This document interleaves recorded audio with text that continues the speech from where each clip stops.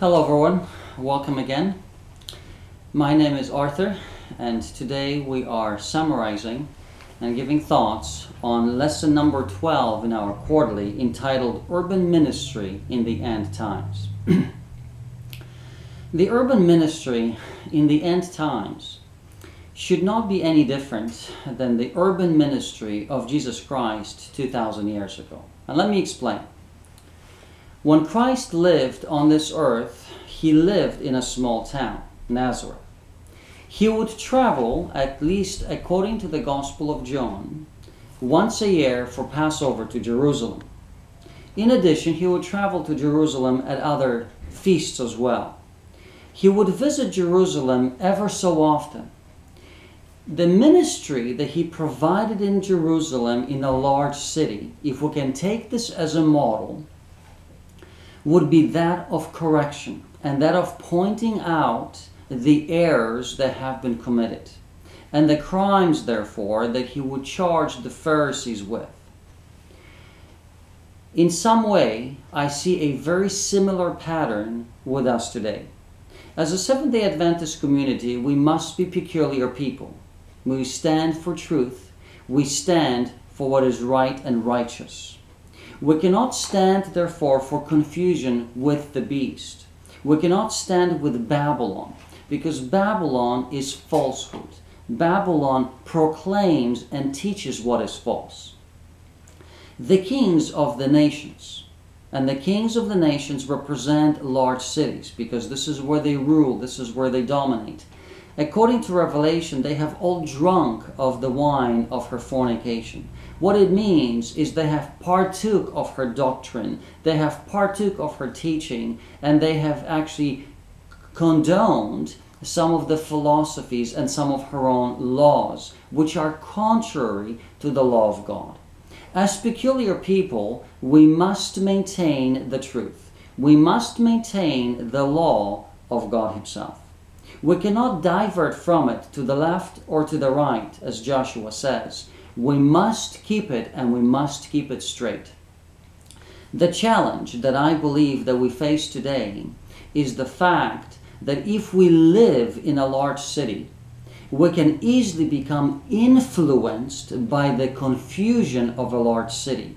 And we will not think straight. We will not see the good from wrong. We will not be able to differentiate what is right and what isn't.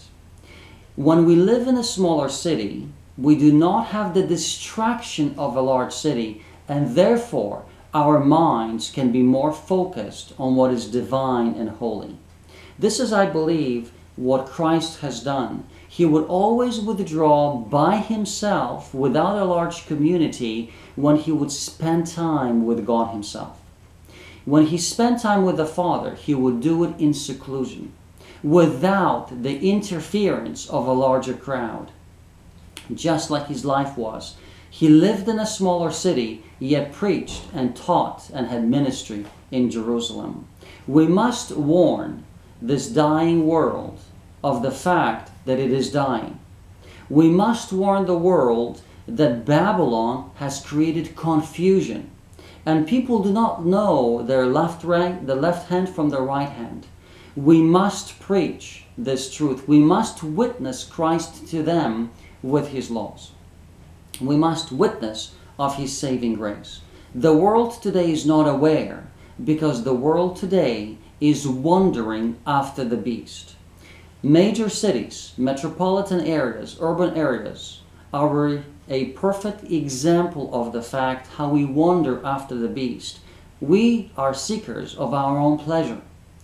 Yet the Bible clearly teaches that we must come out of her, my people. In other words, we cannot take the pleasures of this world or the pleasures of the cities and accept them in our own church, accept them in our own life. We must stand out. We must be different. We must be in the world, but not of the world, as Paul says. In addition, Paul says we must present our bodies as a sacrifice, and we must do it daily.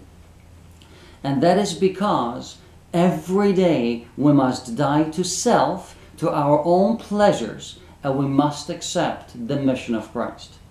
This is what Christ bids us to. This is what He wants of us. This is what He wishes we were like. We must, therefore, take a hold of the truth of God, and we must be different. We must reach this world, and it is entrusted by God to us to do so. We must therefore step out of the confusion. We must be able to give ourselves unto God in a seclusion, in a privacy of our own homes, and in a seclusion of a smaller city, where we are not distracted. But our message, brothers and sisters, must be the same, whether it is in a small town, whether it is in a bigger town, whether it is in a biggest town in the world. The mission and the message that we preach is identical. We cannot change as God does not change. He is always the same, yesterday, today, and forever. Brothers and sisters, we have to take that message.